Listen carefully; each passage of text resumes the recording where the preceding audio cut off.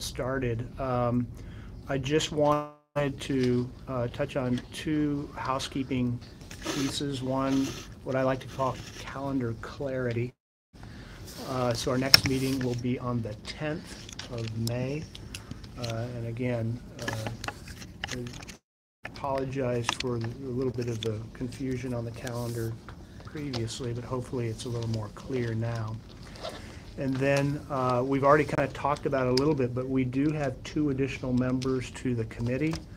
So Mike Sabatini and Carmen, if I say her last, Bombach. I was going to probably do much worse than that. So Mike and Carmen have, you're an engineer, correct? Yeah, civil engineering. And Carmen is a structural engineer? Yes. So I did have some conversation with Maria as well about having that kind of expertise on the committee. I think it's wise. Respectfully, I like to think I could build something. It never comes out the way I envision it because I just don't have that skill set. But having folks that are a part of the committee who understand maybe some of the things that we as lay people in the world just don't have that knowledge, I think would be a huge benefit. So thank you for, glad to be here and glad to help. For sure. Yeah. And you're are you a Rockport resident or Camden? I'm a Camden resident. Yeah. All right, so then I guess the next, those are the only two pieces of housekeeping stuff that I had. I guess the next piece, hopefully everybody got a copy of the minutes. Emily, thank you so much for putting the great detail behind this. If there are no other questions, I'd like to make a motion that we approve the minutes from the last meeting. Second. Any discussion?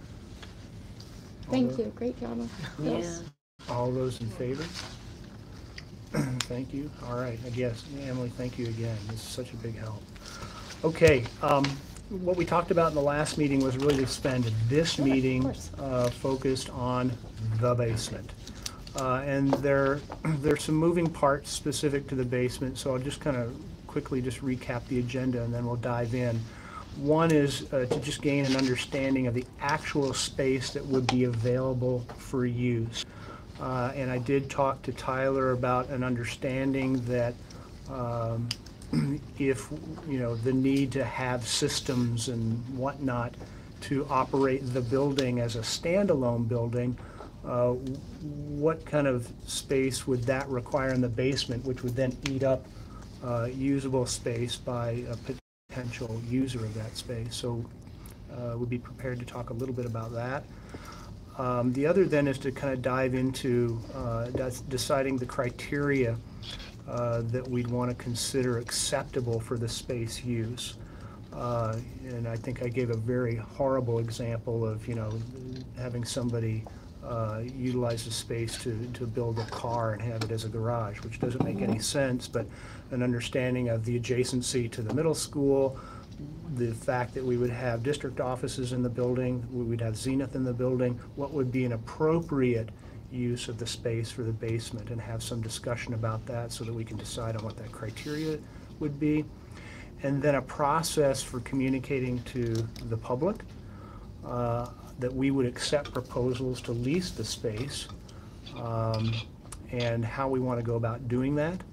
A timeline that we would need in terms of accepting those proposals, which would have to be, in my opinion, fairly rapid because we need to kind of move things along.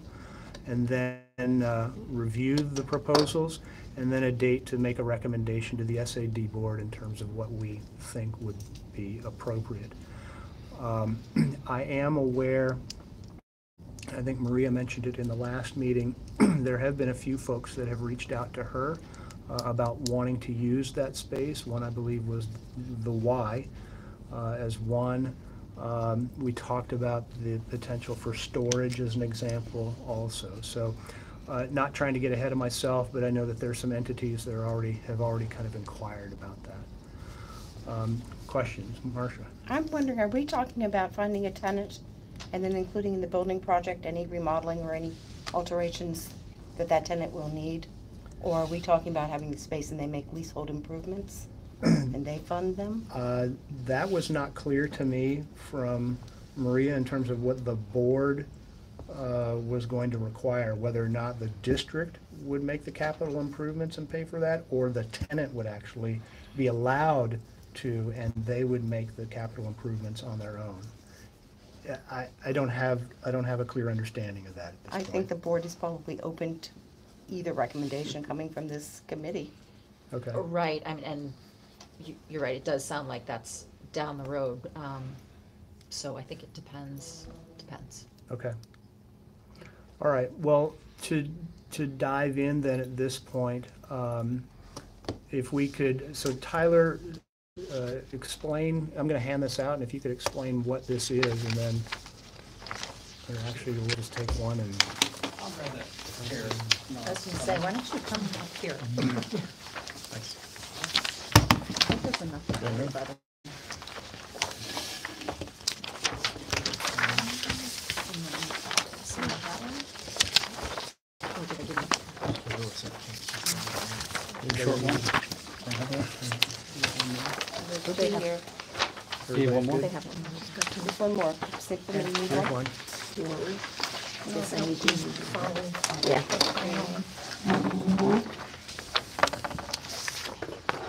Little black circles kind of dotting along. Mhm. Those are known structural columns. So those are pieces of steel that we can move. We can certainly reconstruct and reconfigure some of this structural elements, but additional cost. And then what we've done is we've added in the 2 new egress stairs that will be required to make the building code compliant. We've left the 2 center stairs that you see kind of in the middle. Those are half flights, so those are the ones that you, when you enter, half go up, half go down. And then one of the things that was expressed was trying to get a little bit of an understanding of what the utility space down there would be. So I've spoken to our electrical and mechanical engineers, and they gave me some rough sizes of a main distribution room for electrical and also the mechanical room on the basement as well, which would primarily house boilers. Okay. So we've shown them kind of in this corner, close by to utilities facing Knowlton Street for easy access. But the reality is that the stuff that's in that corner can be located pretty much anywhere on this basement level. We have a lot of flexibility.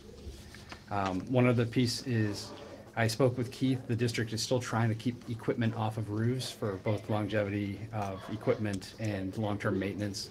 So we took a look at the 4th floor, kind of that in excess or non-ADA compliant space up in the penthouse, which would house pretty much all of the mechanical units that would be needed for this building. So that's a good opportunity to utilize that space that wouldn't be appropriate for students or administrative offices in a constructive way, and keep equipment off of the roofs. Okay, got it. I'm so disappointed. I mean, it's not, it might be a great compromise. It's just Well, and it's it- and such it's- a pretty. Oh, you little want that spot. space? Yeah. Yeah, and it's not to say that that's the final recommendation. It was just that, you know, we took kind of the initial kind of 60,000 foot look at the utilities on this. We know about what that size is. So if you decide to put that stuff in the basement, just figure out that it's probably another width, about 15 feet wide across the length. Or- About the same width as what this is Yes, here? yep. Okay. Marcia. well, I'm looking at the accessibility, so there's no elevator here. Yeah, we've left, that's a 10 by 10 box that will depend a lot on how I think central office kind of comes out in these discussions as well. So that's another box that can kind of move around this plan. But you're right, there isn't an elevator shown. So Tyler, looking at this, the existing stair tower elevator shaft has been taken off. Yes, correct. Okay. And you've to- created a new, yep, and to orient yourself, Knowlton Street would be on the bottom of the plan.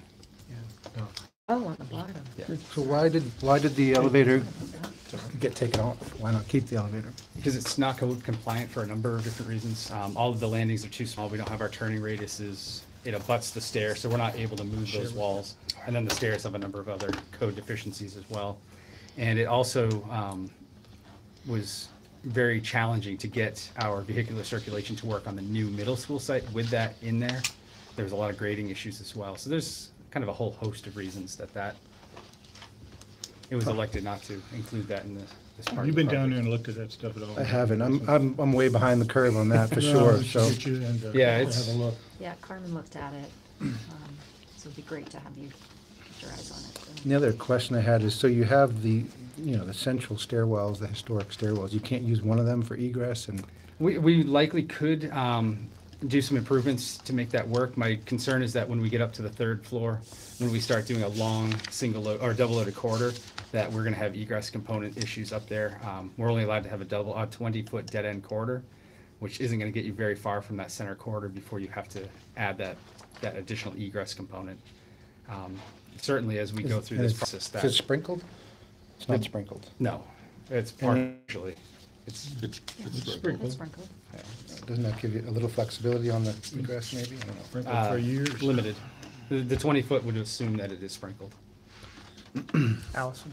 So if I understood from reading over Carmen's notes, it seemed like she thought putting in, taking, it may make sense to put in another elevator, and that didn't seem all that complicated to her, but taking out that whole elevator shaft and stairwell was going to add a level of complexity to the demolition process and It certainly would, but I think the challenge is that the way that it's configured now leaves limited options other than completely removing the stair from within, reconstructing.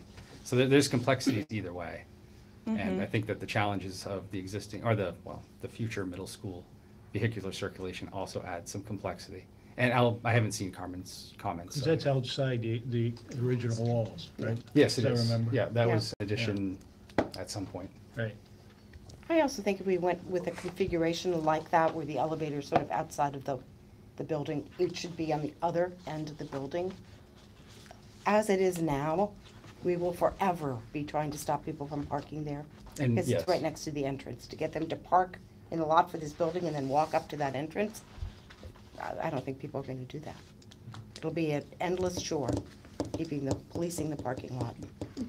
It's just like, I'd just like to have a better understanding of the amount of cost that adds into it. And if there are opportunities where we could say, okay, well, the plan for the next 10 years or 5, I know originally the district was going to wait before one of the bonds expired to even look at this whole superintendent zenith situation. And so if there were an opportunity to leave some things, in areas, if there do happen to be significant cost savings, it might make sense, and then, look later down the line at moving an elevator or. I don't think that elevator's going to last Yeah, for it's- 5 years.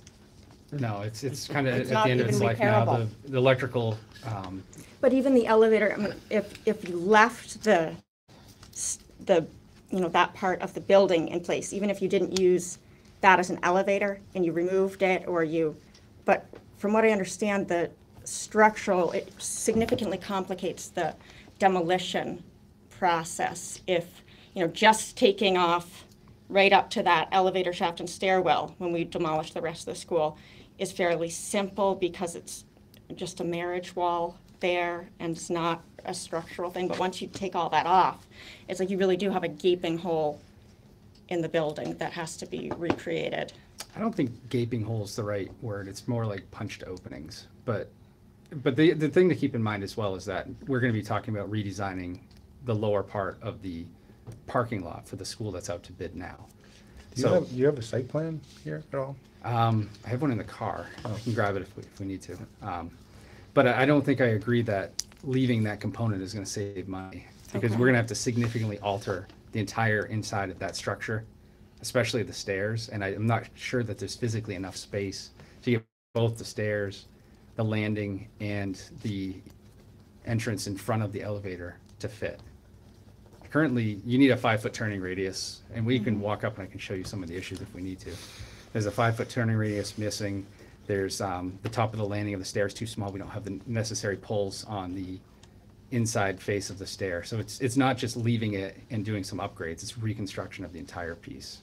Or leaving it and putting some of the mechanical systems there, or have you ever seen some of those YouTube things where there's like, they took an old elevator and they made the shaft, like the floor, it's a bathroom, but it's a, a glass I mean, it's floor or something. It's the or- same thing though, that now you're adding kind of not, a lot of additional structure for not great space. It's an 8x10 box with a hole in it. So And the whole stairwell, it just doesn't seem like there's that much wrong with it. When I go there and I go up the stairs and there's a problem with the stairs too. yes, there's a lot of clearance issues in that entire piece.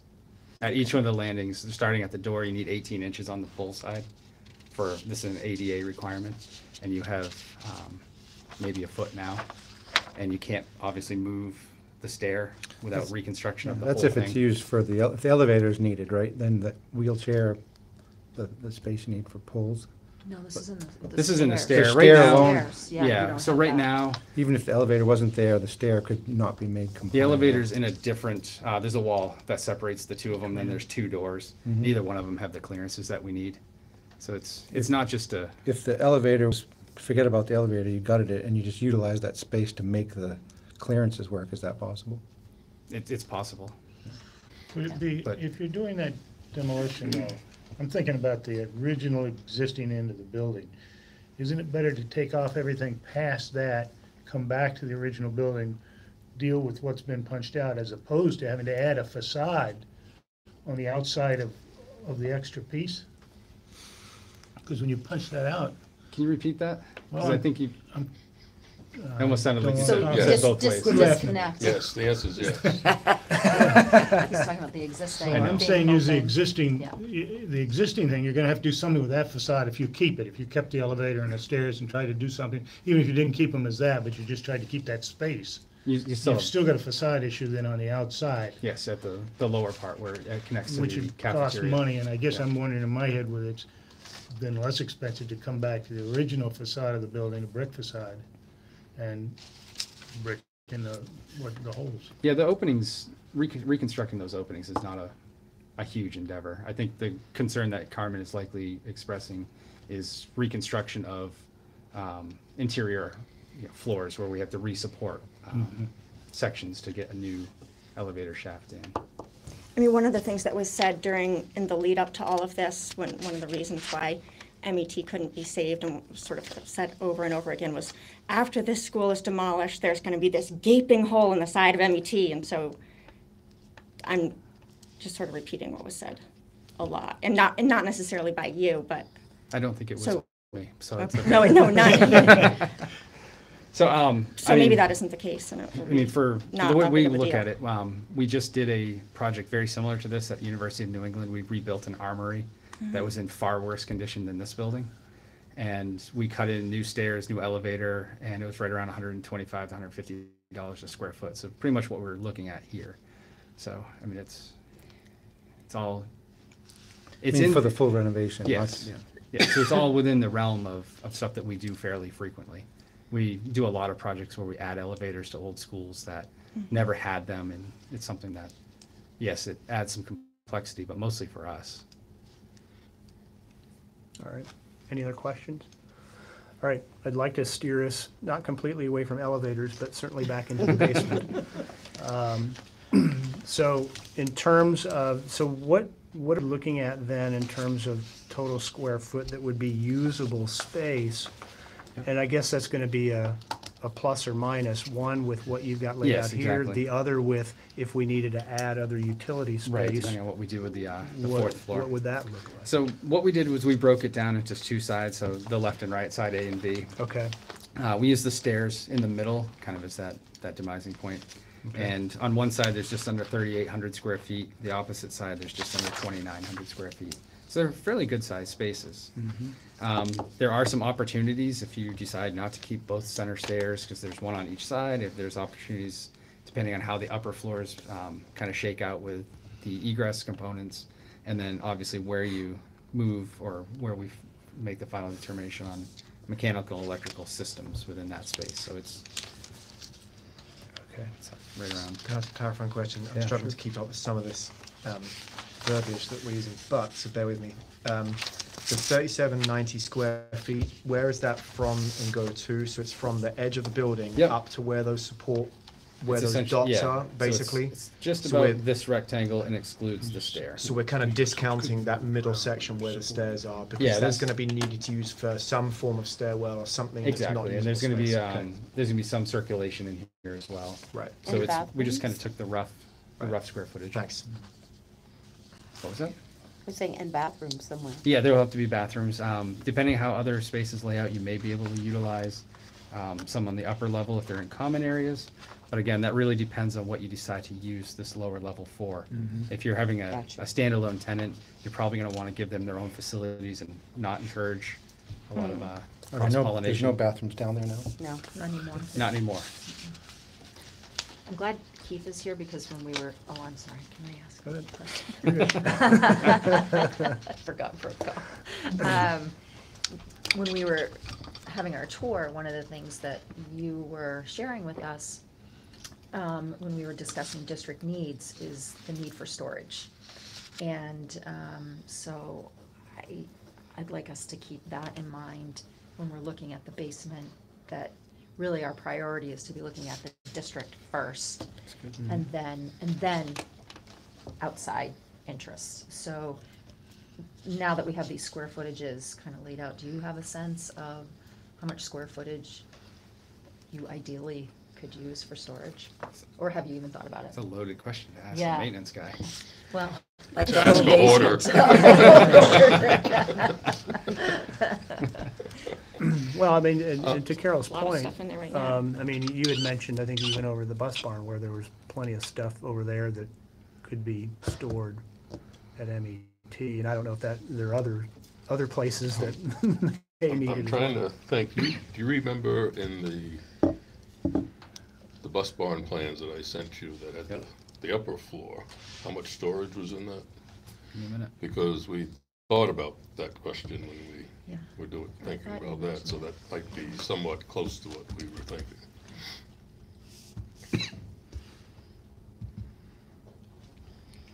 I mean, we also want this to pass, though, is the thing. So we should probably, it's, to give up a revenue generating opportunity in the basement could be Excuse me.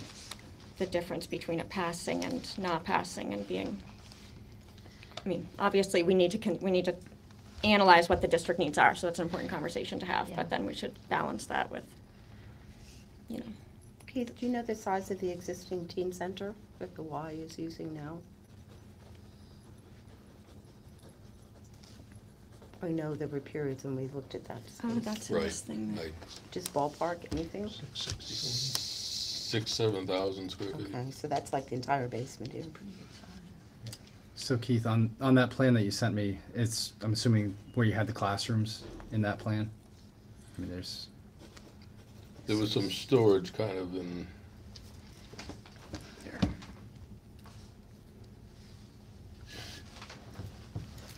On the first floor? Central storage? Yeah. It was, it was in This back one? there, yeah. it was just under 24 by 15. I think there was some upstairs too.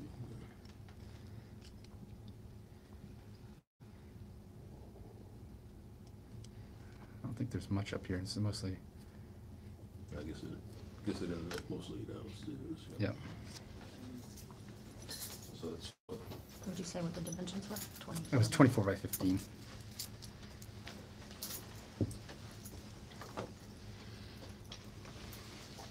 that's not a lot. I was gonna say, it's not a big space. No, it's half a classroom. So are we talking about storage of papers or equipment or what kind Like of file storage? storage, Oh, that, like the room in the bus barn? yeah, like we need So that could be probably, accommodated in the plans for the central office use of the space. Or maybe the town of Camden we could go in on it together, and we have quite a list of storage needs too. I mean, when we started talking about the middle school project, we were talking, maybe we could get a vault, storage vault down there, so. And you said there's no storage in the middle school, in the new middle school, right? Not for district stuff. What would you, if we move central office completely out of the bus barn, would you open up storage there? Well, that's a possibility, that we could utilize some of that space. For consumables and then records and critical stuff at the central office Yep. at the MET? It's in incredible the amount of paper that we still have to keep, like, forever.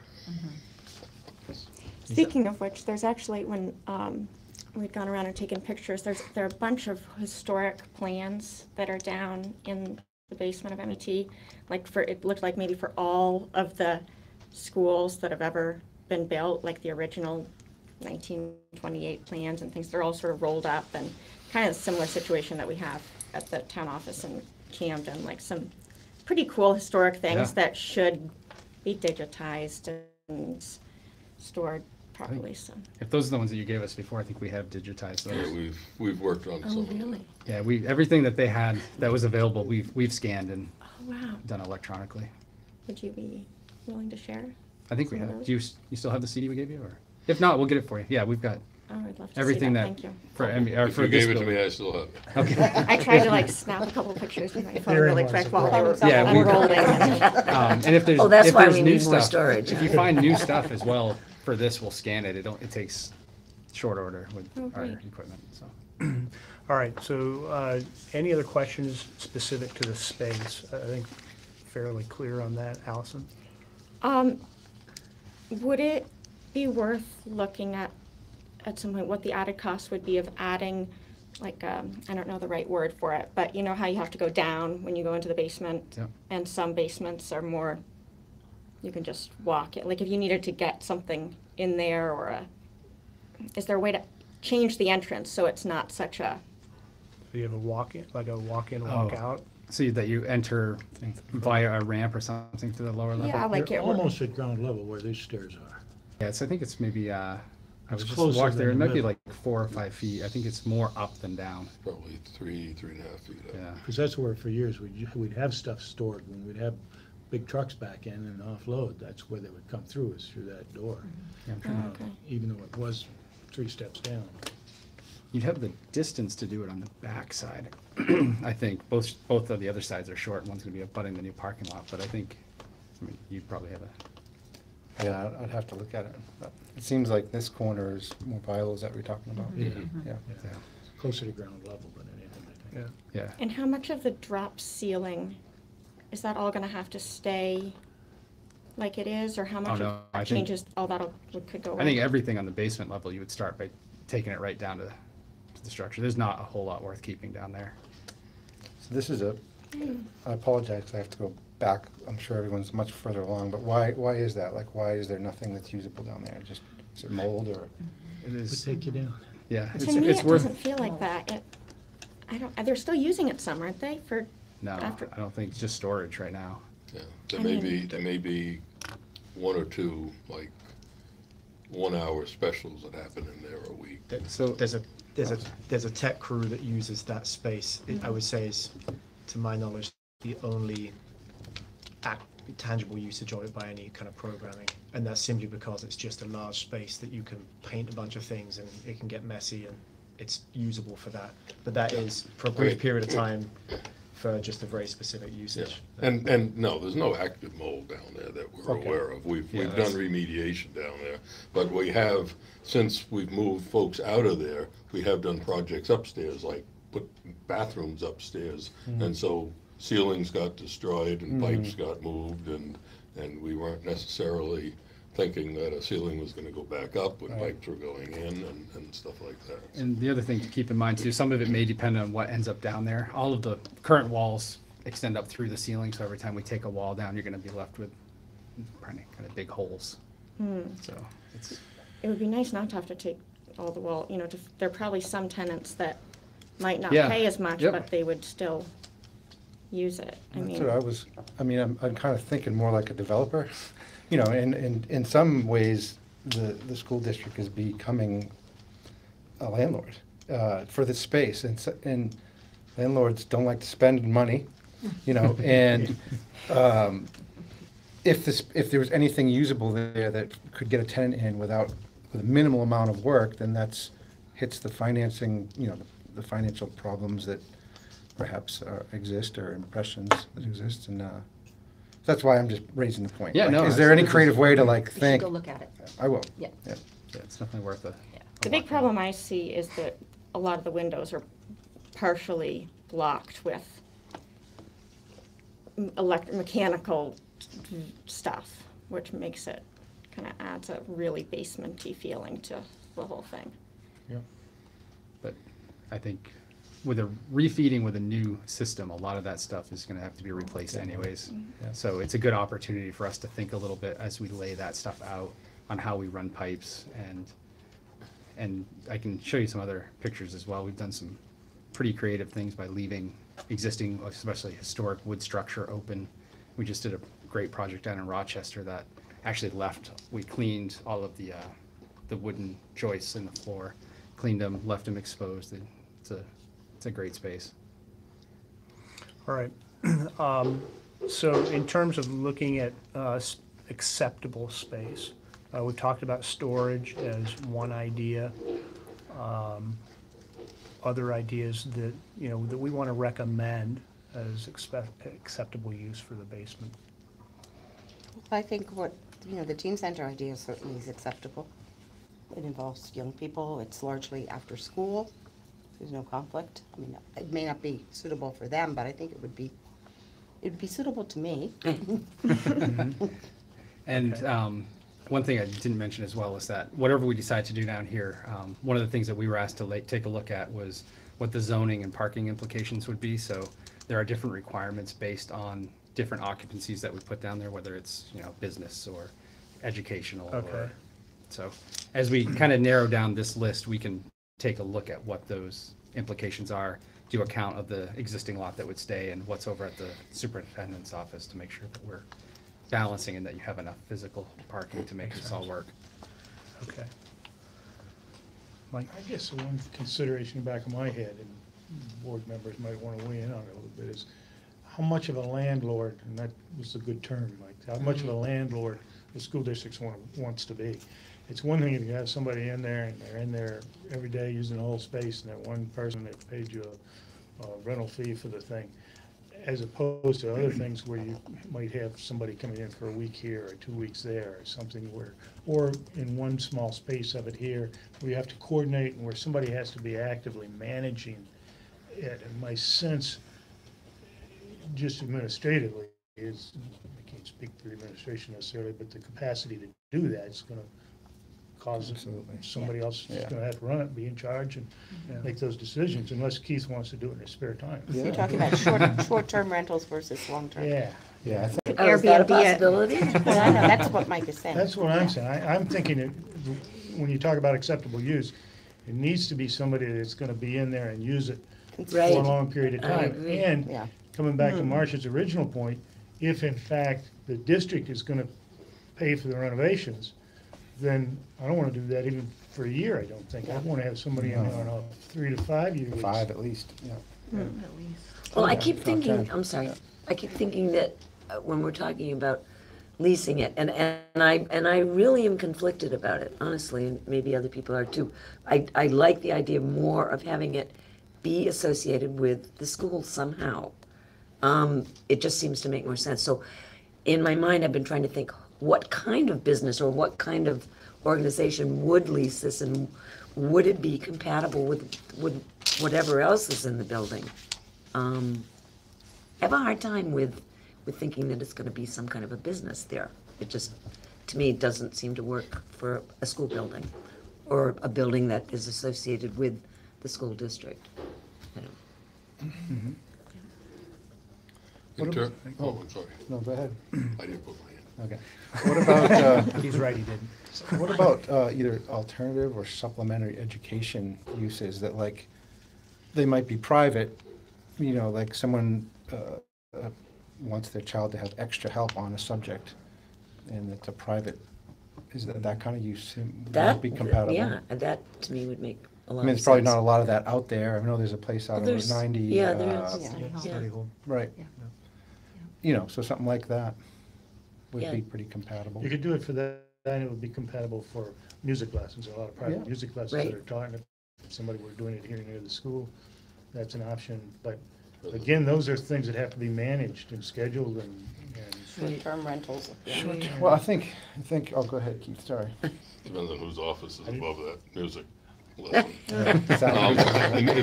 In terms of the, Yours is. Like when my brother learned to play the trumpet. in terms of the teen center, when we were looking at the teen center,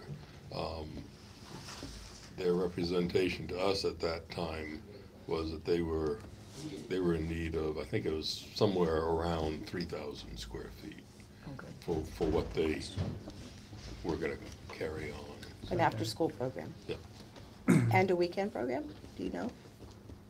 I don't know if that included weekends or not. Well, but that traffic is already happening for the neighbors on Knowlton Street. That's not a new kind of traffic. Yeah, I would agree with involved, that. which Yeah, is I would agree appealing. with that. For sure. Allison? I mean, I guess I would say that I would certainly prefer that it would be something related to the school. That would be ideal. But at the same time, I don't want to kill the project because we are going to turn down some kind of revenue generating opportunity.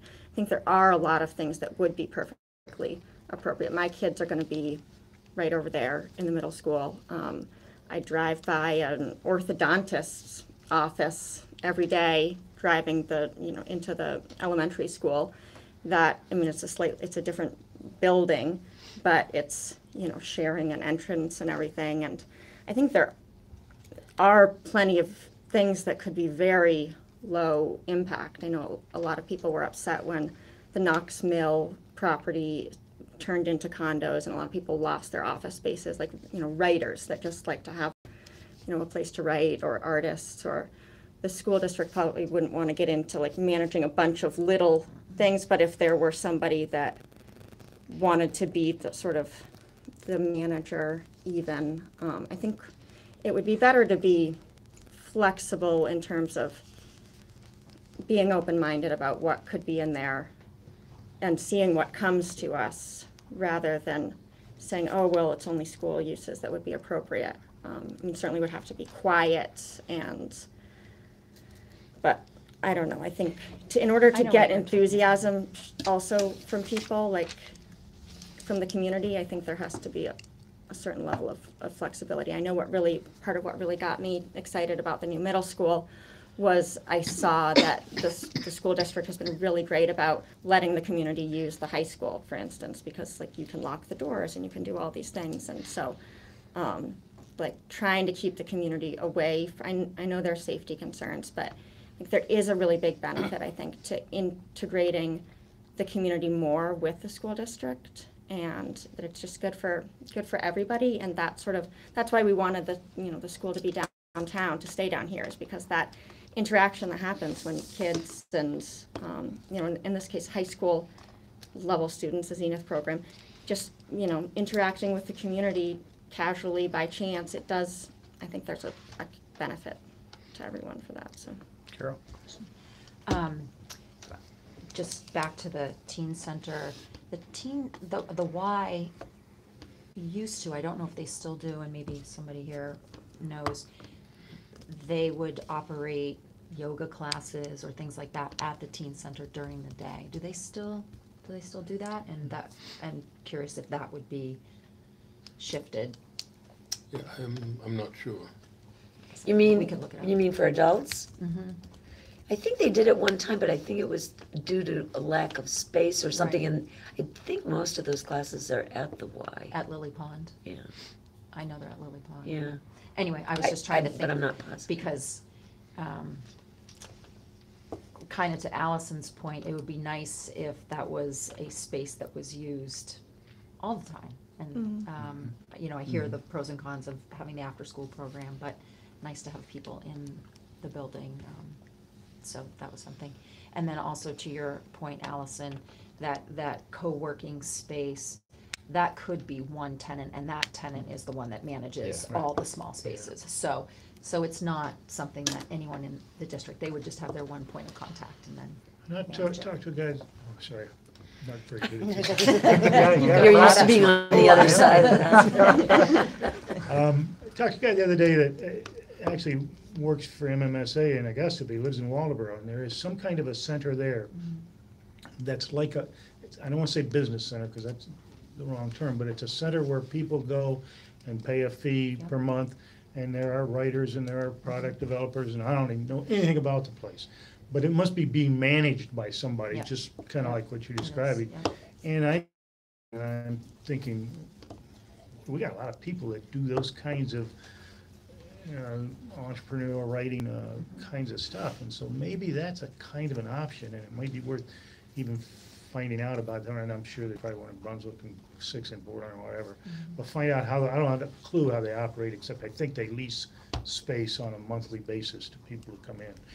And Right, they have a conference room that they share, they Google appointments. And Someone like that probably would want to do their own fit up too, because they would Right. have their Or own they- style, yeah. Or they don't fit it out, there's Yeah, just a or big it's open just- yeah. space and they have their Little cubbies, yeah. cubbies, yeah, Cubicles and, yeah, which is appealing. And help me understand again, who are you proposing or suggesting that would manage that? I'm suggesting that Listen. somebody who, I don't know how it works, say in Waldeboro or the other places, but somebody must be managing it and collecting the money from the people and, doing that stuff. So if you had one person who was doing that, the district just worked with that one person Yeah. and he cut them a check every month or whatever. Right, But again, and it might be less of a renovation as a result, that kind of a thing.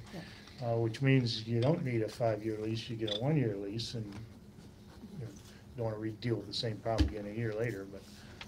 But you're describing, and I think Carol, maybe to say a certain degree, almost like a creativity center. or co-working. co-working Yeah, space. co-working space, Yeah. yeah. Is that what And you they may- call them? You may have some knowledge, yeah, co-working. I was at a conference recently, and there happened to be someone there who owns one of those in Portland, and they were describing it like that is their business. Like they have the building, I don't know where it is, somewhere in Portland anyway, and they manage the people coming in. They have to deal with the conflicts that arise between people that get annoyed about who's using what office machinery in a wrong way or whatever it is, right? But they're like the principal of that school for adult workers kind of thing, almost like they're running Yeah. the place. So Okay. it would be that the district would, I assume, work with that person. That would be Exactly. one of the proposals that someone could come forward with, I assume. Yeah, I see. And I wonder whether, whether there would be, someone might come forward with, here are the stipulations that they would put on for their own policies of how they would run that space, that we would be able, I don't know whether we would have some input into that as to absolutely. who they're going to allow to have in. It's a space for people working, so they're not going to come in and use it to fix their car. Or whatever it is. Drunk Right, drive. exactly. Yeah. Yeah, yeah, I mean, it would be essentially a tenant and a subtenant, essentially. And as the landlord, again, you could even have it, you could review each subtenant on a case-by-case basis if you wanted. Mark? So I have a question for probably one of our two administrators. With the field's gonna be right behind that, is it 20 feet behind the building? I believe, It's pretty right? close, Yeah, isn't it? pretty It's close. really It bumped might up. be 25 or. Yeah. Is that during parts of the day going to be very noisy space? The field or the building? The building inside, I mean, is what's happening outside very close to the building? The outside Ridic- noise going to impact into Yes. the space. Well, I can't remember if that's like which field that is, but it's Soccer a fairly. field, I field. think. It's a soccer It's field. yes. soccer, right? Not field, you're right. So it's not going to be a long. I don't anticipate that field space is going to be. I mean, in recess time, during the fall and the spring, it could be a bit noisier there. And I say that it could be in the sense that isn't going to be the primary. We're planning a pretty awesome playground out here, which is going to be a reasonable. It's hard for me to really conceptualize how close it is, but most of the foot traffic during the school day isn't going to be in that part of the field. There is the second field, which will be the field hockey field, right? That would be a spot that if there's PE lessons going on outside, which occasionally happens, it wouldn't need to be in that field. It's going to be really the after school time where it's going to kick into gear and be used from Which for a writer might be the middle of their afternoon. I'm just right. wondering So if that's a factor. from 3:15 probably onwards. wearing headphones. so. 3:15 onwards, it The would reality be is pretty they're- well used. they're- And frankly, at that point, at 3:15 onwards, like if it's right near a soccer field, there's going to be balls being kicked against the side of it too. People out there. Right. Then it's going to be reasonably loud. I don't know exactly where crowds are going to be, but I don't think it's going to be on this side. I think the last thing we talked about is the teams and the benches would be up against the We building, showed on- I think. We showed the out of bounds on the opposite side, on the far side near the infield of the. Being where the bleachers were going to be, right? Yeah. I mean, how bad is it for the people who work in the bus barn now? Dealing they're a with little the- bit It's further further away. though. Is it? Yeah, There's I not much think down that in this big field is field. going to be really pretty tight against the building Pretty much at the edge of the pavement that's there now. edge of the pavement. That's And currently like behind the this MBT. wall to this wall. Where they're Yeah. playing It's about 20 basketball feet. right now? Right. But yeah, that's the field hockey Yeah, field. with the basketball and the foursquare. Right. Yeah. Okay, that's where it's going to be. This is actually a bit further than I thought it was going to be, but still, it's going to. I mean, again, and right now, so the bus barn's not really impacted by sports. I mean, bus barn windows have been broken by errant softballs before, but Right, isn't the softball field right there? I feel But like I'm it's- like right next to. but there's a giant backstop there behind it. Like you don't really get stuff going. It's really pretty rare that But you happens. must hear that, I mean, I'm standing there like yelling right next to, it seems like right next to the bus barn. I had my office there for 7 years, and I never was an issue at all that I can remember. Well, maybe I mean, the- they were there, and yeah, there'd be a little bit of noise, but it wasn't like something was. Not completely unpleasant noise, though. It's not gonna Right, jackhammer. yeah. Unless you're trying to Always move your car concentrate, before the right? game. I did move my car. I did make sure my car was not in that first row. I don't think it would be. It sounds like if it's where the concrete basically finishes now, there's a somewhat, there is roughly a distance. But I don't think during the school day it's not going to be heavily used, and after school time it would be. And I think probably the most potentially intrusive thing that would happen to someone inside the building is that soccer balls get kicked and they end up hitting the wall or a window or something like that. I mean, that's going to happen. Okay. With the idea of trying to keep things moving. So the ideas that I'm hearing, one was to talk about storage for some part of the space, the teen center, potentially tied in or separate, some type of tutoring opportunity perhaps, and then this coworker or creative facility. With those kinds of things in mind, from a storage, being a part of it, which is obviously very low maintenance, low management, doesn't require much, to some of the others that would require, more, at least having to pay attention to a certain degree. Help me put some skin on what the criteria should be based on the ideas that we just come up with in terms of filling that space. I mean, awesome. Would it make more sense to start with the things that we don't want there, However rather you- than, Sure, however you'd like to proceed is fine by me. I just want to make sure that we walk away with, a sense of, if we're going to make a recommendation to the board in terms of what we propose would go in the space, it's based on what? That's going to be the important thing. Carol? I just had a couple other ideas Sure. about what could go in there, if that's Sure. okay Yeah, to talk absolutely. about that. Maybe Allison, you can help with it, because I think I've heard you talk about these before. You had mentioned storage for the town of Camden, is needing storage. Have you also mentioned that the library needs? History Center, which is in the library, and that's rapidly running out of space. They can't really take any actual artifacts there, and it's only, they use that some as a meeting room too, and they've said that they have a lot of demand over in the library to have that as a meeting space more often, or actually considering renovating it so that it can be more of a proper meeting room, which would then, make it less available for some of the history stuff. And then the town of Camden has a lot of stuff that's just like in our basement and, not accessible. And so I think there is a pretty good group of the people that care about history and that kind of stuff that would like to see maybe some kind of another try at what happened over at Charles Colley's old place when they did for a little while. They had the whole, I forget what it was called, but the history center. Across It was from like Our Lady of Good Hope. right. Remember that? Oh, yes, Yeah. yeah. Yeah. And, that was quite an undertaking, and it's not all that surprising that it wasn't sustainable in the long term. But just looking at, is there a part of the space down there that could, in the basement, that could be like a history center kind of thing? And then, maybe like all the newspapers and stuff, they're running out of space in the library too. So, get some of those people together. Do we have a sense whether we need to make money? I mean, I heard you say, and I agree with you, that certainly is a selling point if you know you've got X amount of revenue coming in. But when I look at the things we've been talking about, only 2 of them are going to generate revenue. The YMCA presumably would rent it, and a co-working space, because the storages aren't going to generate that, or if they do, it's coming out of one Camden pocket into the other Camden pocket.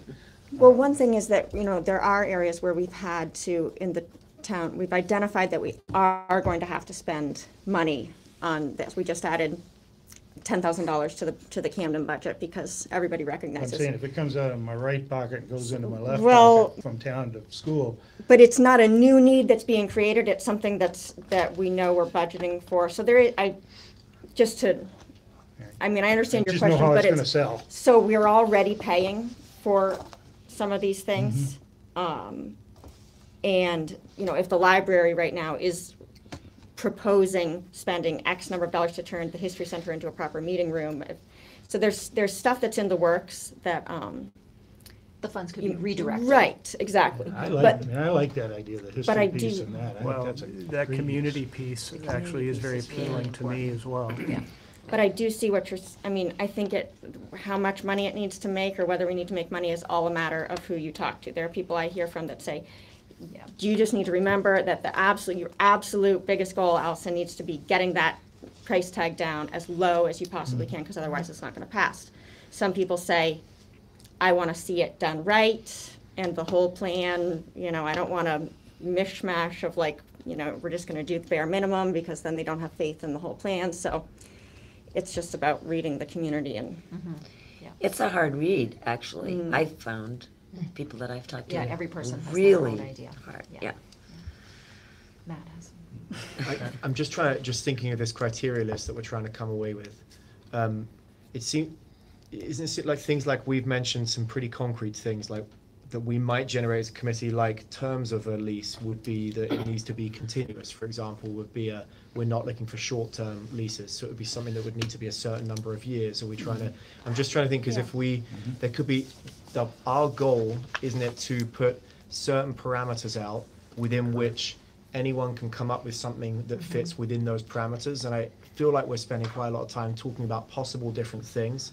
That kind of isn't our job. It's the job of people that are interested in our space, and we're just trying to put some clear structures in place that we then say, if you want to bid for it, come let us know within these boundaries. So it feels like we're drifting a little bit away from some of those boundaries, it seems to me. Yeah, I Tyler, hang agree. on.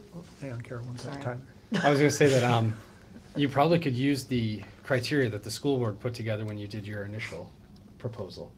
Because you Yes, a gave, starting point. Well, I mean, it's We talked about that the last same, meeting. oh, sorry. No, we talked about No. the idea of using it. Yeah. You went, no, I it's get fine. it. I think Yeah. I'm not sure where we're at with it. Yeah. Yeah. I guess Carol. my thought is that I think the brainstorming is helping to inform what we're looking at. So Yeah. like more and more of these Yep. educational-like tenants with the library and historical societies, co-worker space, quiet. That's kind of what I'm hearing. Just it's Yeah, a common theme seems And to I come would across agree, in office our to kind of list. set some of the Office, idea a little bit, yes. Yeah. so. And I Not a car shop.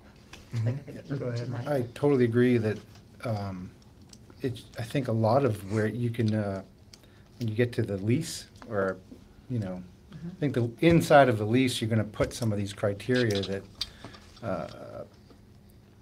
will make it so that a user will not like what they see or not, and it's gonna weed out some people, so it's, that maybe that's how we can get the criteria in there, is that it could be a bulleted point kind of term or a sheet, but it really has to be inside of the lease. That's the meat of, and I don't know if it's important for the school district to have a way out, like if there's a conflict, be able to just cancel the lease, like have a strong ability to cancel the lease if possible. That's probably important to the school board. And,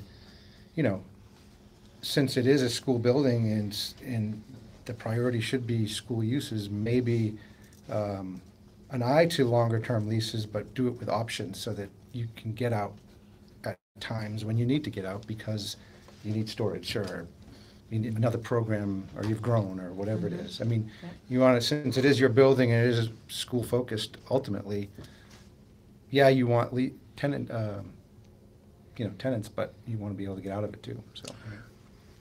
I think in contrast to that, I would have said some stability, because if we go to voters and we say it's gonna cost X dollars, but that's gonna be offset by Y dollars in revenue, Well, and that's then in not- 6 yeah. months that goes away, you've essentially misled your voters. Right. So you need some assurance over time that you're gonna have a revenue, the same revenue stream. You know, that like I you did discussed with some voters. quick math. I mean, if half of the space gets rented and half gets used for more community uses that you were talking about, you make, at $15 a square foot, you're talking $45,000 a year. That would pay for some serious financing on a bond level, you know, pretty affordable rates. So, you know, that can be Yeah. explained as well. And, you know, maybe the initial leases or initial tenants fund that for a certain amount of time. I mean, like, if the Yeah. Y wanted the teen center, I would feel good about that. Well, yeah, that's If somebody a came nice in and one, said, yeah. I'd like to set Yeah. up some small rental spaces, well, I have no guarantee that that vision is gonna be executable Right. and sustainable. So I feel Right. less, Lasting more less than good a about year that. or two. And, Yeah. Yeah, someone like the Y, you might be thinking, well, yeah, 5, 7, Yeah. 10 years.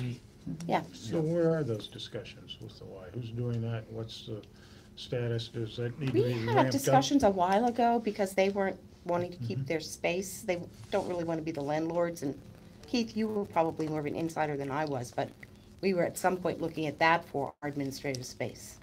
Oh, We- the teen center? Yeah. We had actually looked at kind of swapping some of the space because some of the bus barn space, we need more garage bays in the bus barn, and they didn't need all the space they had. And some of the bus barn space that we were using for office space could have been used for teen center space, because, you know, when you're playing pinball, you don't care if the floor slopes to a drain, you know, and so.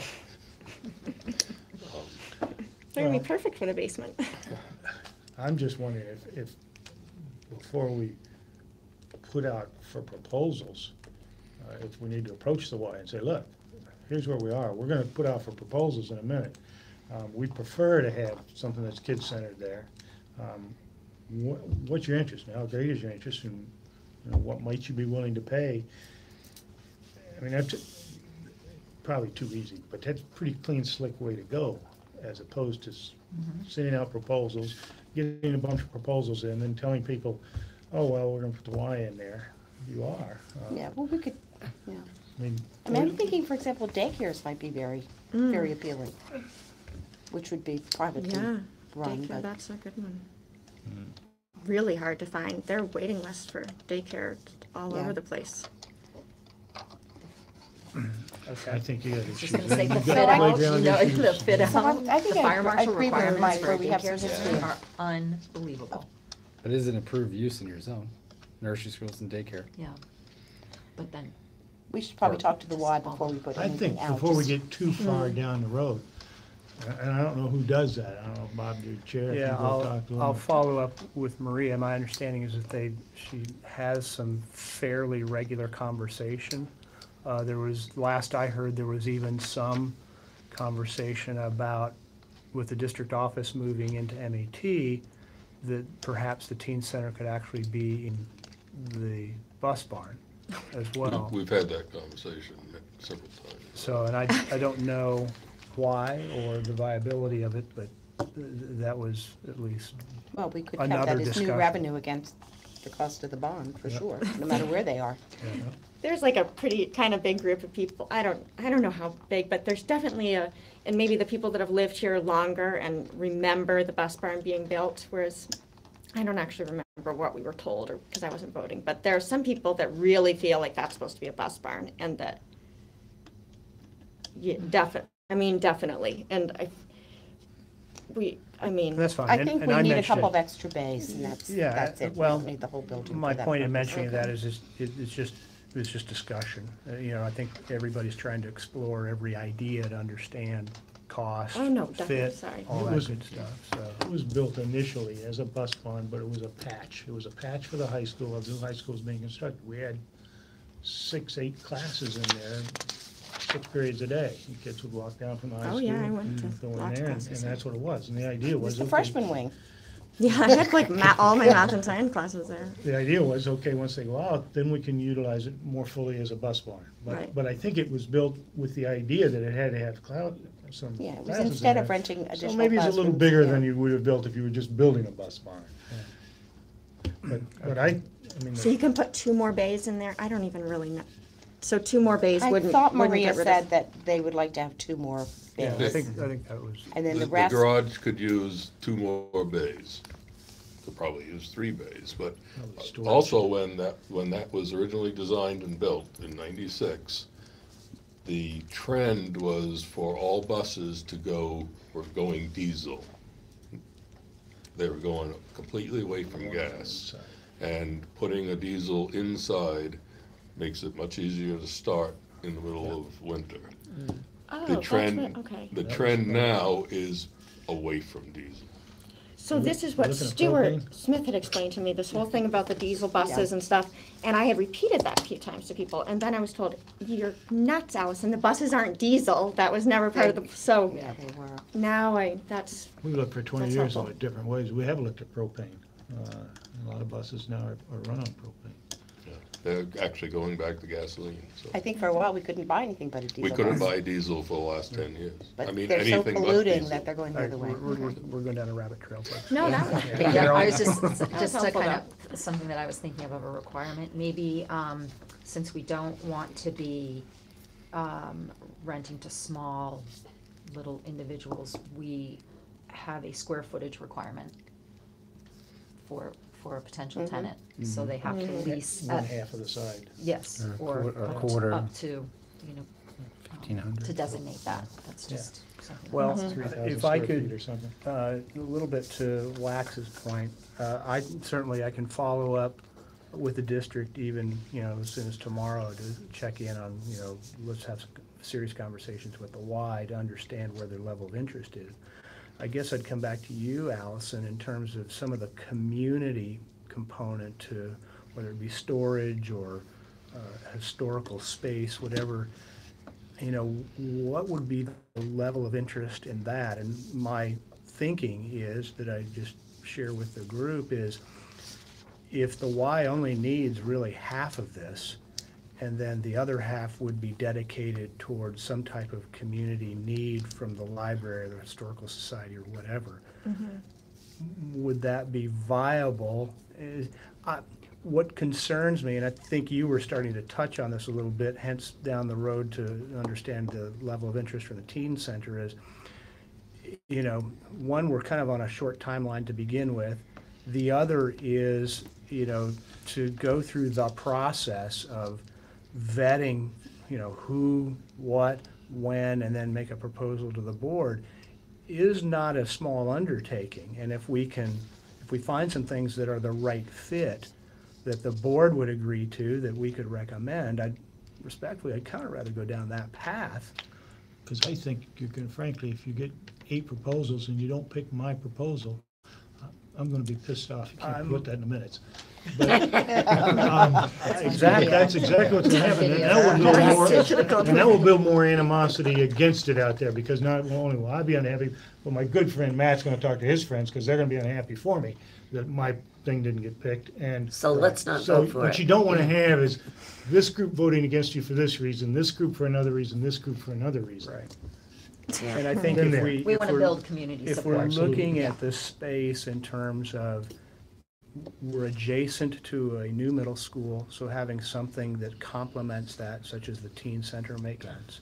If they don't need the entire space, can that space be utilized for something specific for the community, which I would think the community would support, and it would be very easy to manage, because it's my perception, I could be way wrong, but I don't think the district really wants to get into the managing of property they got enough on their hands, unless, Yeah. maybe I could be wrong, maybe they'd You're not love wrong. to. No, you're not. So. And I like that that's my idea of thinking. having the community piece in there, because I think I that is a do selling too, point. that's It very is, appealing. now, meeting would that, need. there be would they pay a fee?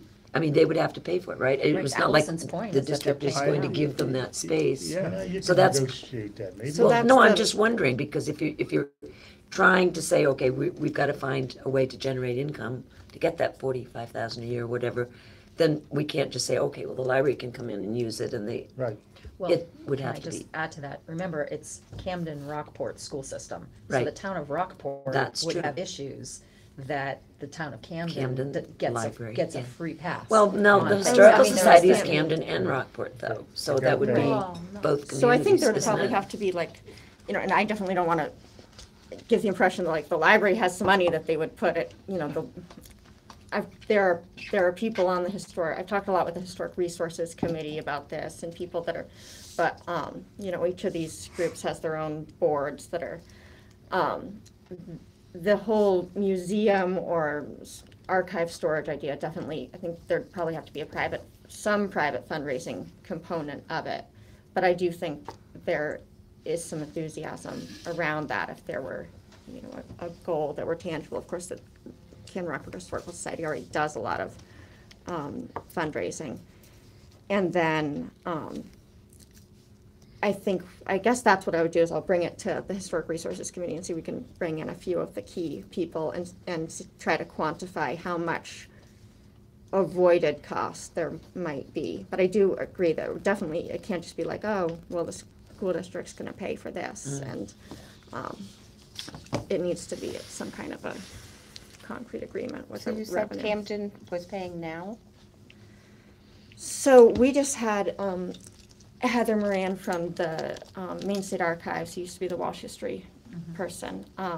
She came and started to do an evaluation of like our long-term storage needs and what we're doing right and wrong. There are certain things that we have to keep forever, but don't necessarily need to be accessed all of the time. Then there are things that people would like to be able to access a lot more, but they can't.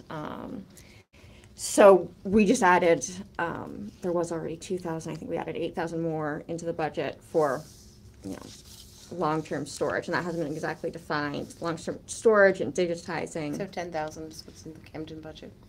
Yes. And then, the library has long identified issues of like, they have the entire 150 years of the Camden Herald is in, some of that is digitized and a lot of it's not, and it's in like their cabinet outside of the History Center, and they're like, it's the only copy there is. And then they've got the microfilm machine that's only accessible some of the time, and it's, they're starting to store some things in Lincolnville, I guess. And then the Camden Rockport Historical Society, that's where the Conway House is. And then they have that concrete building that has a hole in the roof. And I don't have a strong understanding of what their long-term budget is, but people on that board have expressed a lot of enthusiasm about all trying to sort of get together and do something in one.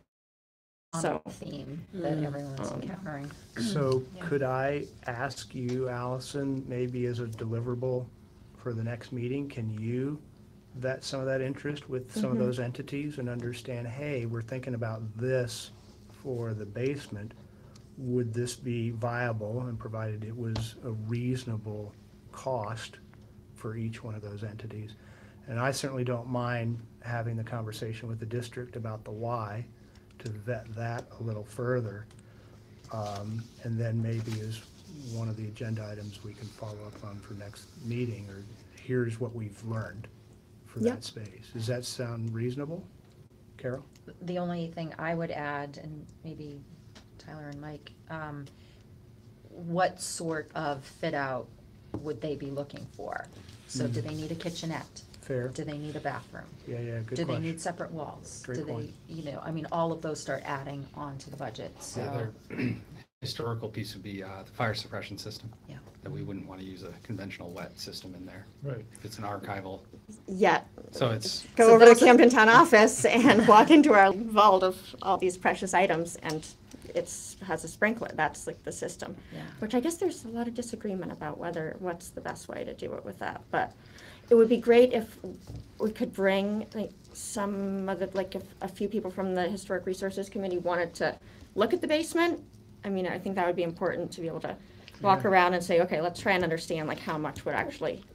Yeah, I think do Except- that in two steps, I think, Allison. Yeah. I think do the interest first, come back here and have that discussion here, and then the next step would be to get them in to see it. Sure. and Just- Understand, yeah. Yeah, understand their needs. Yeah. Sorry, I didn't mean to- Did Nope, you say that's that good. that's a very expensive thing to do, to put a, The fire Fire suppression suppression. system would be very expensive. If they needed something past a conventional wet system. would you have I to mean, we put it don't on have the- that in any of the buildings where any of the stuff is now, so. Would you have to put it on the floors above too? No, you can do separate zones. Okay. I think part of the vision too would be like a place where people could see, there might be exhibits sometimes where you'd have like, the history of education in Camden or Rockport, or the history of the Snow Bowl, or the history of this or that, and maybe every so often, things would spill over onto the walls and the rest of the building too, or, I think that's a natural fit. Nice reading room, kind of a. Yeah. and then the meeting room thing is the other thing that, obviously the library feels like they need to do some renovating of their history center so that they can meet the meeting room needs of the community. The Opera House, the more we continue to use that for Opera House productions, the more difficult it is to say, okay, sure, to this group or that group, they can use the Tucker Room or the third floor of the Opera House.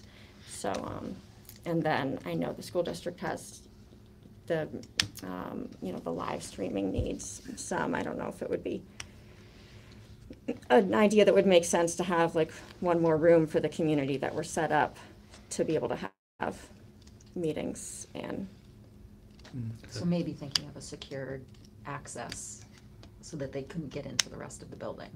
Yeah, I think Right. that would I be mean, the approach, kind of regardless, that wherever we decide that main entrance is going to be, probably on one of those sides, that you break it down that the elevator is accessible, we make restrooms accessible, but you aren't getting into the upper floors with the classroom. Everything else is locked up. Yeah. So we, Yeah. yeah, and I think we addressed the, at least some of the live stream needs for the district in the new middle school, so there is some capacity being added there, or infrastructure for capacity. Okay. Cool, progress. Any other questions, thoughts on this? I mean, we sort of followed the agenda, but then I think this was, but we kind of did a different course that worked out, I think, better, quite honestly. Anything else from anyone else? I listed a bullet point of criteria. I don't know if you still want to go down that road. Yeah, I think it would still be Can you follow good up just with an email, or? to have that. And certainly to share that would certainly be fine if you want to send that, and then I can get it over to Emily and we can have it put in the minutes as well, if that works. That works. Allison? I just wanted to ask a question also about in terms of communicating with the public and sort of getting the word out about what we're doing and what stage we're at, and what do you think, I've been kind of cautious, like, so far, but we should sort of be talking to people a little bit to gauge. I think it'll be really telling to see how much interest there is out there for the basement, for example. Like if we're all, start getting bombarded with inquiries, that would be a great thing to know. And if nobody says anything about it, we should know that too. But are there, is it okay to, should somebody write a letter to the editor, or just a casual, this is where we are taking, we'd be interested in general expressions of interest, or I don't think you want to get there and have them express interest if you're going a different direction. That's why I think if we do this first step, go just this these, direction. try to keep it Now, really if this falls contained. through, if the team says, no way, we don't want anything to do with this, then I think the next step is probably we're going to have to go out, as you said, and get some general sense of who else might be out there that wants to be in it, but I don't want to set them up and set us up before that, because I think that'll hurt us. And maybe not so much like a really formal thing. I think we should be careful about like the very first, public communication that we have probably shouldn't be like a formal request for proposals with really detailed things. We should kind of be letting, a lot of people really don't know that even there is this committee or what's it doing, or it might make sense to just talk about at some point how we communicate with the public. I think that was on our list of things that we're supposed to be doing too, and just in very general Informally, terms, when like you're even- talking to somebody on the street or right, something or like maybe that. even somebody just writes a letter to the editor saying, Oh, we are okay. doing this, we're not, not saying, leave out the part about requesting proposals for the basement, but we're doing this, we wanted everybody to know, these are the people on the committee, these are, this is, you can go to this webpage and see the minutes, and, you can, everybody's welcome, the meetings are open to the public and people are welcome to come, just like a, I had two thoughts on it. One, I do think that probably needs to come through the committee chair. And two, although it's maybe a little more formal, maybe just Bob talking with a couple of people from the press. I know Linda was at our first meeting, but I wasn't at the second. This is the I don't first know. one she's not been to. Okay, so. and I can reach out. I have seen at least one article. I can't tell you oh which yeah, one no, of those she it was has in. been doing it, but. But I think that, initially, I think as we get a little further, I mean, I'm really interested in what comes back of these next two ideas. I think that would be a point to maybe get out there and say, all right, here's the two things that we're really looking at hard now. We can't say that yet, because we don't know, and I don't want to have somebody go to the Y and say, oh, I hear you're gonna move to the MET building. which We are which we are I guarantee you live will streaming, happen but if you start. Oh, too late. you did know that, right? That I failed, because I don't know if you know that we are live streaming, right? Oh, yeah. Everybody knows that, okay. I know. Just to. But who's watching? You'll find No, out. I think the communication piece is important. I think we need to have, maybe what I heard you say was, I think we need to make sure we've got enough substance. So that, there Couple is, more. because I think up until recently, I mean, if somebody asked me, what do we do? I'd say, we're kind of kicking the tires at this point still, so. Chosen a meeting What is it, place. But like- I think your point Storming is spot on. I think at some point, and sooner rather than later, we need to start having a little more visibility. Carol, did you have a question? Okay. All right. Anything else specific to the basement? So Allison and I have a couple of deliverables that we'll bring back to the next meeting. I'd like to talk about agenda items for next meeting. We're going to kind of start going at a little bit faster clip here for every 2 weeks, now that we're done with the spring break. Bob, I do have one more. Sure. I'm wondering if Tyler needs anything from us before we start talking about next agendas. Like, do you Sure. have any questions? No, I think I can tell you what I think I'll need to do once you get through your agenda piece. Okay. So I'm good. Okay. They've given me the stuff for the central office in Zenith, so I think Great. we've got our Okay. feet wet there. All right. Agenda items for next meeting. Allison's gonna report out. And you're You're gonna gonna report report out. So we got, Mike's gonna go inspect the basement. Yeah, I have a question, and I don't know, we're focusing on the basement, right? That's our task. in this meeting. Just this meeting. The whole building But the whole is our building, task. okay, so I just wanted to be clear about that. Sure, nope, good question. Because, so this point goes to the larger building, because at some point, you're gonna have some fit-out costs and renovation costs, and we'll have a lump sum number that is gonna be expected to be paid for, and I assume that it's gonna be paid for by bond? Is that the That's- thinking? That's the idea. So I'm curious about when we get to that point, and we may have to go backwards to see how much revenue we need to help pay that bond.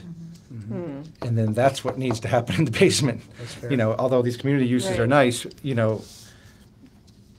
gotta go backwards to how much per square foot are you gonna get and how many square feet do you need to Sure. lease to pay for the, I don't know, what Right. is the interest rate in a bond, 3-4%? It's going up. rising all Yeah, the it's time. going up pretty quick. So $45,000 at, I think, 4%, that pays for $1.25 million.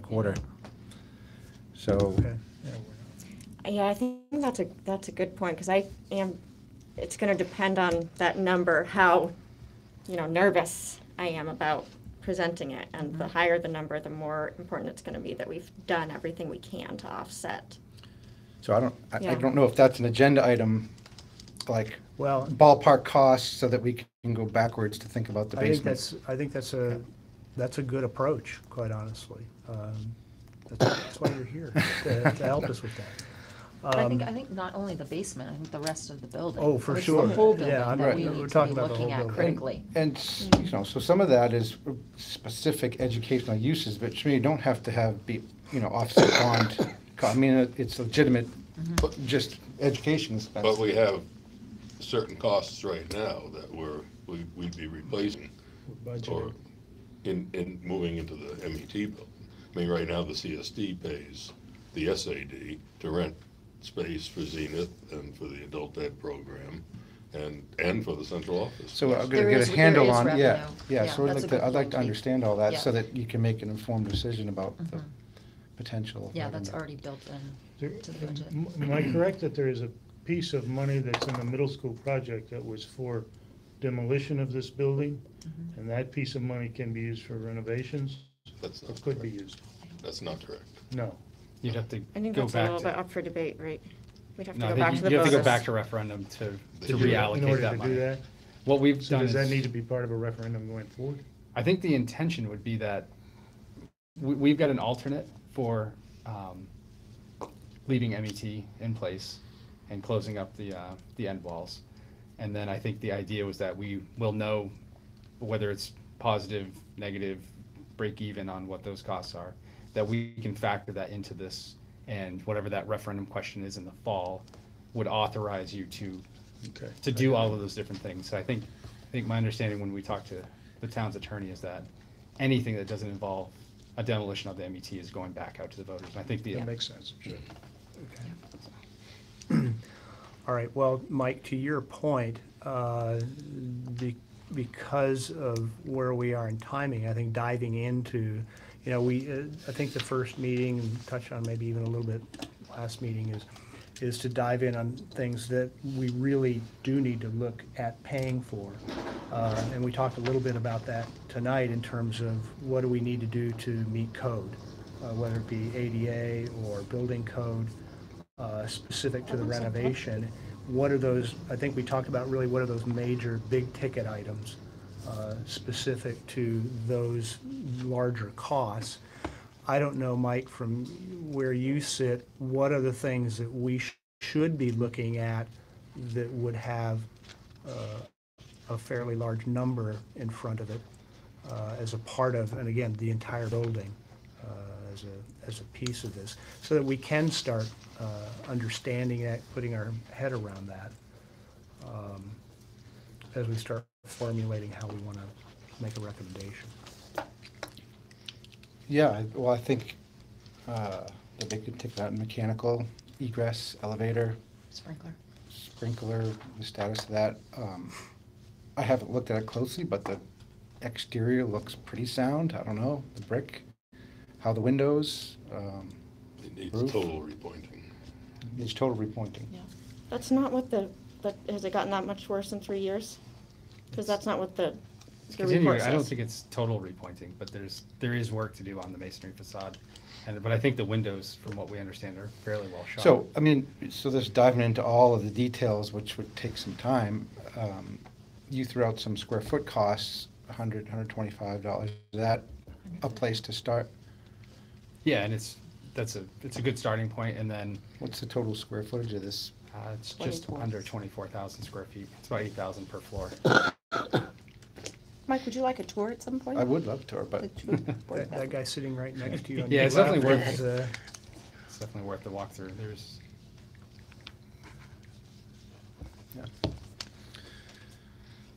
so, Be happy to give you a tour. yeah. we Not have- tonight. Yeah. I've been to some of the classrooms for parent-teacher conferences and so forth.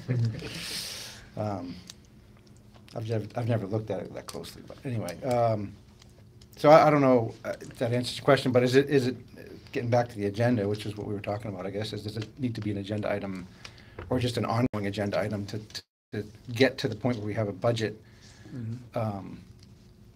is probably an ongoing thing to discuss.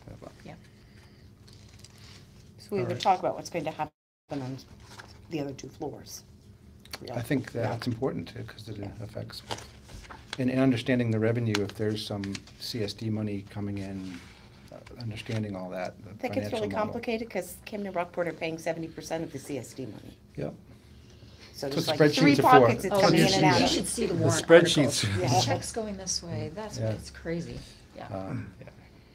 Can I ask a quick question about that and how, so if it's, some of this cost, I imagine the CSD budget right now is is what is paid to the SAD for the bus barn? Yes. Is that correct? And that's Yes. around, somewhere around $50,000 a Yes. year?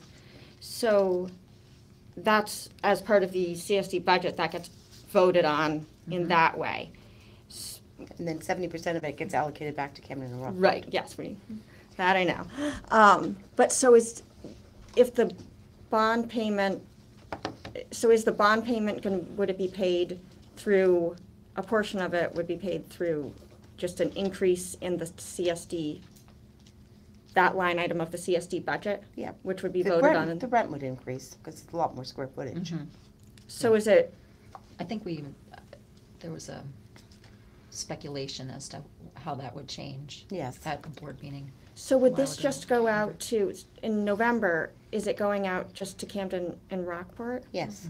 But Because we own then the it- Because we building. own the building. But then it will, and so the bond will be, The CSD board has voted and agreed to lease the space if Yes. the SAD renovates it. Yes, so then, and we agreed. but for then it does depend on the CSD budget getting approved with that increase. It's part of the operating budget, so. Right, and It's it not probably as- would, yeah. but if there were a huge change in the CSD board or something like that, I mean, could possibly have a problem. But there was pretty strong support for that on the CSD? Well, or- I think initially people from Hope Appleton and Lincolnville questioned a little bit about, in their sense, this was the building that we didn't want anymore. And that we were sort of giving it to them because it was inferior for our purposes. But I think we explained it to them Yeah. sufficiently. And I think once they understood. Yeah. Then they're on board. Because But I they've don't been- remember what the that vote board's been was. searching a lot for space too, so.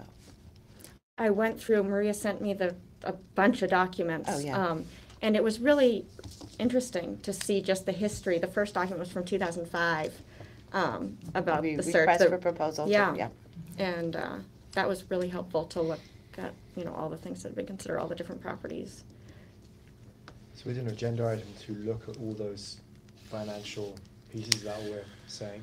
Well, I think that might be, I don't know that we could get all of that in one meeting. That might be a, Right. I bet Kathy Murphy can put that together. Well, it'd be a very hard thing to explain to voters that, yes, we're paying for the referendum and we'll get 30% of it back through the lease from the towns, but only 30% because, I mean, it gets so convoluted in terms of a voter understanding what the real net cost is. That I think it's almost better not to go there, but But I, you can't say the CSD is paying for it all.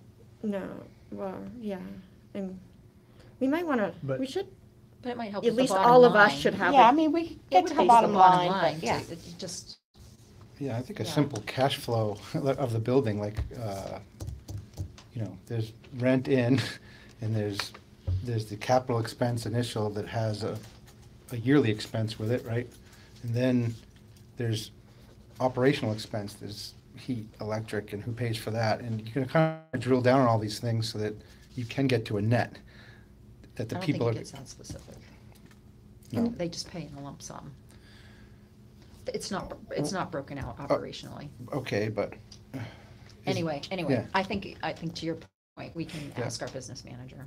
isn't there some savings possibly with not having to send the buses off to be fixed and serviced because we don't have enough bays and once the bus, isn't it? Well, it gets more complicated Hoping because we there's- might potentially lease the empty Now part I of the heard bus that, I was barn. like, but wasn't there some benefit to having the bus Yes. barn be a bus barn? I mean, I Couple, hope there yes. is, because, A couple Yes. buses were being sent to Augusta. Right, if we have one dead bus in the bus baby, that, they either have to push it out to get another one in to work on it, or they send the other one away, so. the purpose behind, I think, this financial conversation for our purposes, though, wasn't it to help us Yeah. think about things like this, what options we might consider? Because we've been talking about how do we save money on either the second and the third floor for our own district uses, or then considering options for the basement, and do we really need to go out for something that's do we feel like we need to do that as revenue earning? Wasn't that kind of the purpose? That's what I So was thinking. we don't need to get necessarily too in the weeds of the finances to this real micro level, but look as best ballpark as we can for the purposes that we need, which is around those kind of what is a reasonable referendum ticket to go to. Not the weeds don't need to be presented to the public to be Right. explained to all that. It's just for us as a committee. I think that's the idea. That's correct. So what level of financial scrutiny do we need? Like personally, I'm sort of interested in the least financial scrutiny we need to place that serves our purpose of doing good work on this committee. Because I think if we get too in the weeds, it's going to take too much time. And I'm looking at the charter and all the other things that seem to be on the charter for us to do as well, and what we can accomplish in our series of 2-hour meetings. So. But when the voters are evaluating it, they're used to seeing what effect is this going to have if you own a $100,000 house? How's it going to increase your property taxes? So the board may do that, but if this committee wants to pass it, the lower that number is, the better. I do think it's like part of it, this for me is just figuring out what is getting in the weeds and what isn't. Like, so when I have heard things in the past, like this is gonna save money or this is gonna save money, like with the bus, it's figuring out, does it make a difference, this whole bus barn thing, or does it not? Is that in the weeds or is it not? And so I just kind of have to ask some of the questions a little bit to know. Yeah. Well, that's a little bit like for the referendum. We didn't talk extensively about saving utility costs because we wouldn't have an efficient building. When you Right, mention it, but you don't give it to voters as a number. right. You know, what they know is what the bond's going to cost, and then you tell them. Right, I think maybe, I might be wrong about this, but for the MET building, there's gonna be additional bond money that we're gonna have to ask for, is that correct? That's correct. And so if we can come up with an additional amount of revenue that supports that additional bond money, that's maybe as simple as we can get. And I don't know if we can support it all, but if you have a story to tell that this rent's gonna offset 60% of the bond, the additional bond money, and we're using it for SAD or, school purposes for the other, so it's still a school function. Yeah. And that's where I'd like to get to, so I don't No, know you're how right. much of the information I need to, That's good. yeah. I think you're right. Isn't Kathy if Kathy's going to try and get some of that ready for us, and then she'll be a good indicator of what seems like, if she understands the purpose of what we're trying to get to, she might easily say, I can generate that, no problem. Or that's going to be this significant amount of work and what's reasonable. Right, as we well. don't I want mean, to overload her. Right, that's a reality, I think, of a manpower level. Well, I'll make that inquiry as well. Mike, I may reach out to you again just to Yeah. get a little bit more clarity, and I'll ask the question. Yep. And to the degree that you can, what can you give us that kind of helps shape the story for us as well? So let me go back to my original question, and that was the agenda item for next week. So Allison and I have some deliverables that we're going to bring to the table. My sense is that we start digging into some of the things that even Mike has mentioned is some of those larger, I keep going back to the big ticket items just because I think that's a not only an easy place, respectfully, but it's a necessary place we need to go to gain some understanding to help us understand the scope of the entire building. So how, either Tyler or Mike, or even Keith, where do we start with that? Do we, we talked about the elevator a little bit tonight, but I mean, what are the things, at least in my eyes, specific to, in order to have a building that's going to be acceptable for both ADA and building code compliance, is that the place to start? Or this is not my wheelhouse, so I need some guidance. So Yeah, what I agree. what we typically do is, and we've started doing it tonight by, kind of clearing out the basement, figuring out what we have. We're gonna start looking at how much of that space do we save or not. I think for us, if we can get a little bit going on the upper floors, on the space allocation, and kind of get some massing and where are things actually landing, I think we'll have a much better idea on what are we saving for interior partitions? How much are we reconfiguring?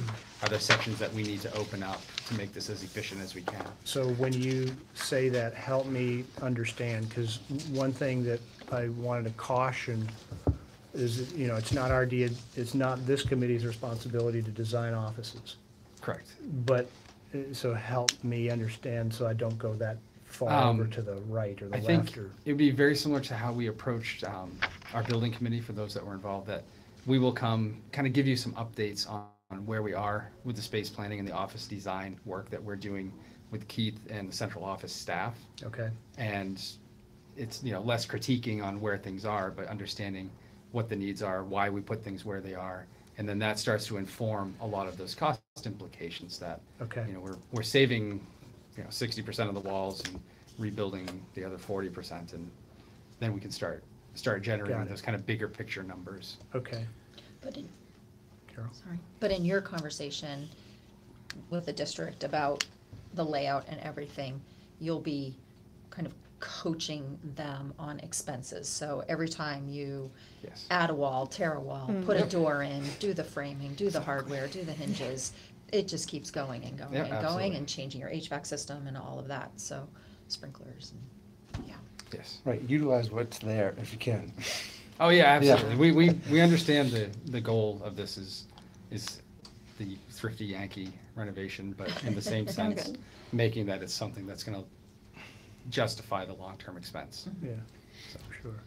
And then Allison? sort of along those lines, I think a lot of the people that have cared about MET, some of it has come from like a historic preservation perspective. And so just, that idea of keeping, not taking away things that don't need to be taken away, whether like if you can keep the historic stairway, keep that. If you can keep, if you don't have to rip out the floor, don't rip out the floor.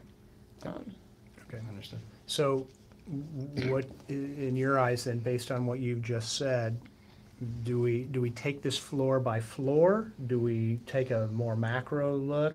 Again, I'm trying to get some guidance on what our next discussion is so we can, I don't think we'll have floor plans at the next meeting, but Okay. probably the meeting after that, I think we'll be in a place where we can roll them out, sit down with all of the things that we've been working on. okay, They've done a lot of space planning and kind of through their evaluations of other properties. okay. Yeah. So I think we've got a pretty good start in, So trying to.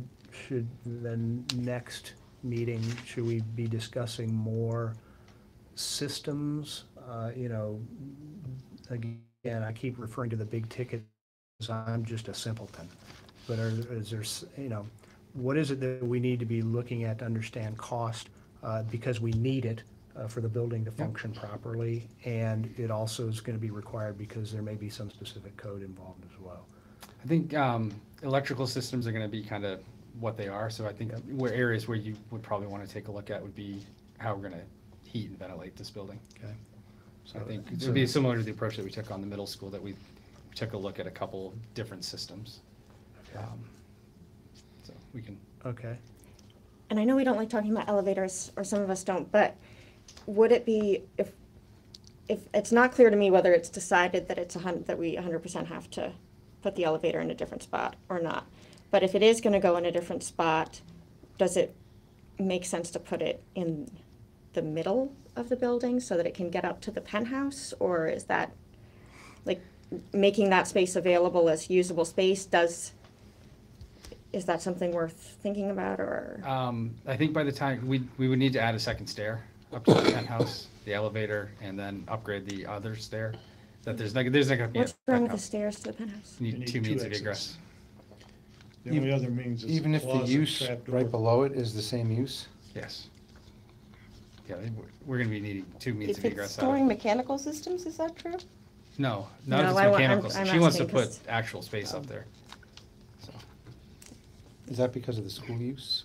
there's a bunch of different factors, but yeah, we're going to need I two out. had read somewhere that as long as it's not a public space, like if it were, that the requirements are different if it's like somebody even were to just rent that, and I don't know under what kind of scenario somebody could We just can rent take a that, look but, at what the, like if there is a way to use that, and yeah, we can put together the code analysis for that. We're starting in on that anyway, so. Okay. All right. So I put in HVAC, and we can circle back around on the elevator, and I'm kind of with you, and I'm not really sure we're dialed in, at least I'm not, in terms of what needs to be done there. Not that necessarily we need to decide exactly where it goes, but what the need is. Is there anything else, Mikey, that you see that, Matt? No, I was gonna, no, keep going. Okay, so I just want to, we're asking all these questions of the architect, and I assume that he's engaged to work with this committee fully and on whatever we want. I just want to make sure, because I felt like. Don't worry, I'll You're tell you. you're looking at I- like. Budgeted. No, I'll tell Yeah. you if there's something that you Okay. ask for that we're I'll not. tell I you just- when to stop. I just didn't want to overstep bounds, so that's all I wanted to say. Go ahead. We're pretty easy to work with. We'll get you to where you need to be.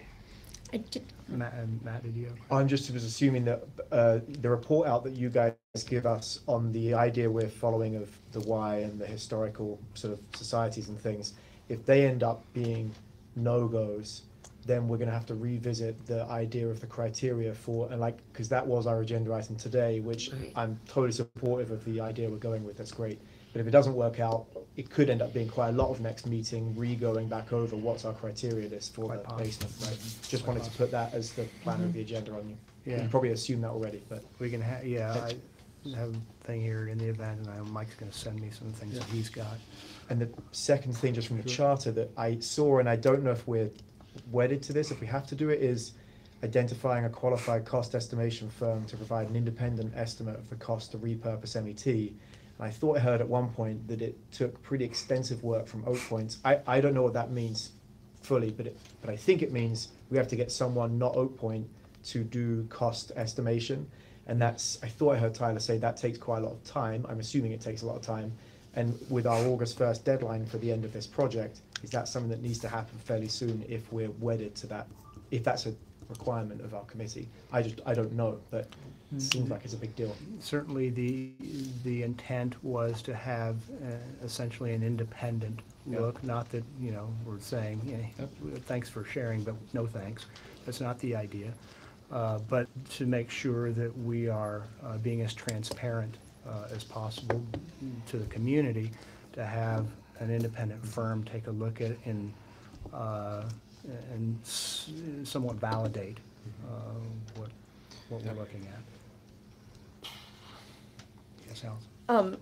I did speak today I was on the phone for another reason, but with a company that has they've been following this a little bit.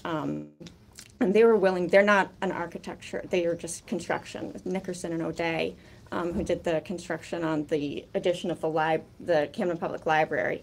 So they said they would be willing to do free cost estimates on certain things throughout the process, if that's helpful. So if we wanted to say, how much would it cost to put the heating system in, or put this in, or they'll do free estimates for us, and the committee can think about whether that's helpful or not. And I don't know if that, I don't think that necessarily fulfills the requirement of an independent firm looking over some of Oak Point's work, because this is just a construction company. But they did say they've worked with you guys in the They're building past, building a school with you now. Humongous and school, with a so 220,000 square foot school with us. they had nice things to say about you, so. Well, that's good. Does anybody know whether the bond council would require a certain type of estimation before